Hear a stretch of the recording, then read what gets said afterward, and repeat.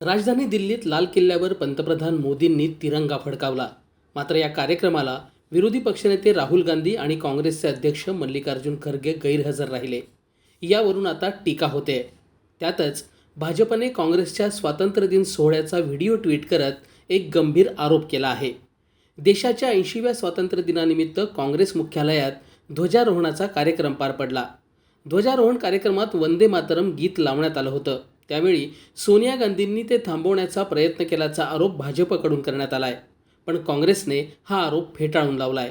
दिल्लीतील काँग्रेस मुख्यालयात ध्वजारोहणावेळी वंदे मातरम गीत लावण्यात आलं होतं.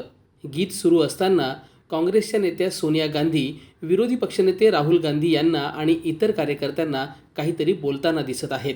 त्यानंतर काँग्रेसचे अध्यक्ष मल्लिकार्जुन खरगेही त्यांच्याशी बोलताना दिसत आहेत. तिन्ही नेत्यांमध्ये झालेला संवाद समोर आलेला नाही.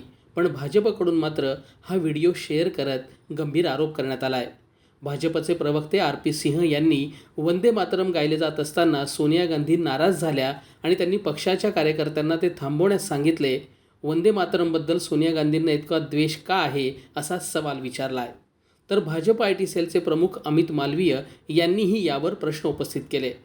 मात्र काँग्रेसने तातडीने यावर स्पष्टीकरण दिले आणि सर्व आरोप फेटाळून लावलेत. हर चीज में उन्हें अपमान लगता है जो स्वतंत्रता में नहीं आए, स्वतंत्रता के आंदोलन में नहीं आए, उन्हें स्वतंत्रता दिवस में कौन नहीं गया उसका में अपमानित महसूस कर रहे हैं. कमाल है भाई. सर, इसके अलावा जब वंदे मातरम गाया जा रहा था उस समय में कुछ व्यवधान हुआ, उसको लेकर सवाल खड़े कोई व्यवधान नहीं हुआ. अक्टूबर 1937 में कलकत्ता के कांग्रेस अधिवेशन में तमाम बड़े नेता, उसमें गांधी जी थे, उसमें हमारे जयराम रमेश जी आपको और बताएंगे, बड़े नेता, सबने ये तय किया था कि ये वंदे मातरम कांग्रेस के फंक्शंस में गाया जाएगा. ये राष्ट्रीय गीत है. वंदे मातरम वाला जो देखिए, वंदे मातरम को लेकर अक्टूबर 1937 में कोलकाता में 28 अक्टूबर 1937 को कांग्रेस कार्य समिति की बैठक हुई. गांधी जी मौजूद थे, नेताजी सुभाष चंद्र बोस थे, सरदार पटेल थे, मौलाना अब्दुल कलाम थे, आजाद थे, जवाहरलाल नेहरू थे, गोविंद वल्लभ पंत जी थे, राजगोपालाचारी जी थे. और उन्होंने निर्णय किया कि गुरुदेव रविंद्रनाथ टैगोर के सलाह पर वंदे मातरम कांग्रेस अधिवेशनों में गाया जाएगा. पहले कुछ पंक्तियां ली जाएंगी और वही गाना गाया जाएगा. ये कांग्रेस वर्किंग कमेटी की बैठक हुई अक्टूबर 1937 में. रविंद्रनाथ टैगोर ने सलाह दी पंडित जवाहरलाल नेहरू को और नेताजी सुभाष चंद्र बोस जी को कि पहले पंक्तियों का इस्तेमाल कीजिए.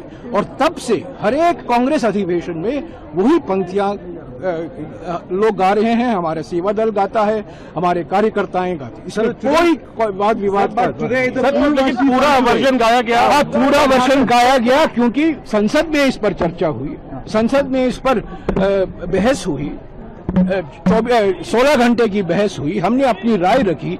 मैंने खुद सारा इतिहास बताया जो प्रधानमंत्री और गृहमंत्री को जानकारी थी नहीं. सारे सांसदों को मैंने अवगत कराया कि किस संदर्भ में वो वंदे मातरम का निर्णय लिया गया है. पर आज कांग्रेस अधिवेशन, आज यहाँ इंदिरा भवन में पूरा वंदे मातरम गाया गया. इसमें कोई वाद विवाद का सवाल नहीं उठता. कोई रोकने का कोई प्रयास नहीं था, कोई रोकने का प्रयास नहीं था क्योंकि लंबे समय से कांग्रेस अध्यक्ष खड़े हुए थे. सोनिया जी कह रही थी उनके लिए कुर्सी लाके रख दो बस. मल्लिकार्जुन खरगेंसारख्या ज्येष्ठ नेत्याला एवढा वेळ उभं ठेवणं योग्य नाही असं सोनिया गांधींचं म्हणणं होतं. त्यामुळे त्यांनी त्या संदर्भात विचारणा केली असं स्पष्टीकरण काँग्रेसने दिलंय. तुम्हाला या वादाबद्दल काय वाटतंय ते कॉमेंट बॉक्समध्ये नक्की लिहा. व्हिडिओ पाहिल्याबद्दल धन्यवाद.